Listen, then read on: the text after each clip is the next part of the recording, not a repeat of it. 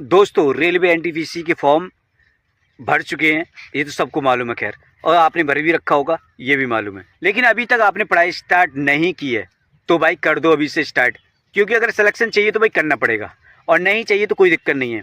अच्छा, सिलेक्शन लेने के लिए मैं पढ़ना क्या, जीएस पे ज़्यादा फोकस करो, जैसे भी कर सकते हो जीएस को करो, कंट्रोल करो, जीएस पे फोकस करोगे तभी आप सिलेक्शन ले पाओगे।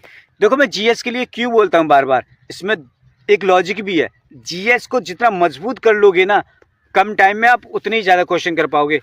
देखो जीएस आपकी अच्छी होगी, 40 नंबर की जीएस है, केवल 10 मिनट में ख़त्म कर दोगे, 5 से 10 मिनट में ख़त्म कर दोगे। पढ़ोगे और टिक करोगे बढ़ जाओगे, पढ़ोगे टिक करोगे बढ़ जाओगे। इससे बेटर ये होगा कि आपको ना 5 से 10 मिनट में 30 से 40 नंबर की आपकी जीएस अगर आपकी अच्छी है तो कम से कम मैं मान लेता हूँ 30 नंबर तो आप कर ही जाओगे। अगर जीएस पे ज़्यादा फोकस करोगे और अच्छा फोकस कर लोगे तो 35 नंबर तक भी ला सकते हो। मैं ये नहीं कह रहा कि आप 100 में से पूरी पूरी जीएस में 40 में से 40 लाओगे, नहीं नहीं कोई दिक्कत नहीं है। अगर 30 भी ले आओगे तो बेटर, 10 मिनट में 30 क्वेश्चन हो गए। अब आप आ जाइए रीजनिंग पर, फौरन रीजनिंग उठाइए और रीजनिंग के वो इजी सवाल उठा लीजिए, रीजनिंग और मैथ दोनों के करते जाइए। जितना भी टाइम लगेगा कोई दिक्कत नहीं है।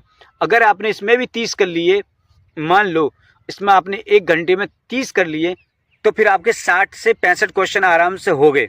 अगर एक कठिन क्वेश्चन है वो भी आप देख लीजिए।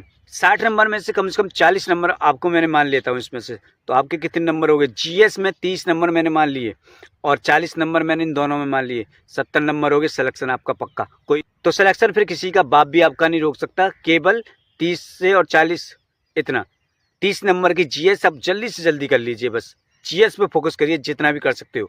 जीएस ही है वो जो आपका सिलेक्शन दिलाएगी और जीएस ही है जो आपको गिरा देगी। अगर जीएस नहीं आएगी अब तो कम मार्क आओगे तो नेगेटिव मार्किंग में चले जाओगे, और जीएस आएगी तो सही सही करके आओगे, सही सही करके आओगे तो 30-40 की करिए आओगे, सॉरी 30 की नंबर की करिए आओगे, 30 नंबर उसके, 40 नंबर वहाँ से उठा लोगे, 70 नंबर, 70 पर सिलेक्शन आपको हो जाना ही है। तो 30 और 40 नंबर के बीच में आपको मेहनत करनी है। ये 40 नंबर की जो मेहनत है यही सबसे बड़ी मेहनत है और ये सबसे ज़्यादा कठिन है। देखने में जी लगेगा, सिलेबस से जी लगेगा, पढ़ना ही जी लगेगा, लेकिन भाई साहब इतना भी आसान नहीं है। रेलवे नाम है इसका, इतना आसान क्वेश्चन नहीं पूछती है, घुमा के पूछने लगी है। जैसे पहले किसी ज़माने में आईएएस का एग्ज़ाम हुआ करता ना, घुमा के पूछने वाला, आजकल रेलवे पूछ रही है उस तरह के क्वेश्चन।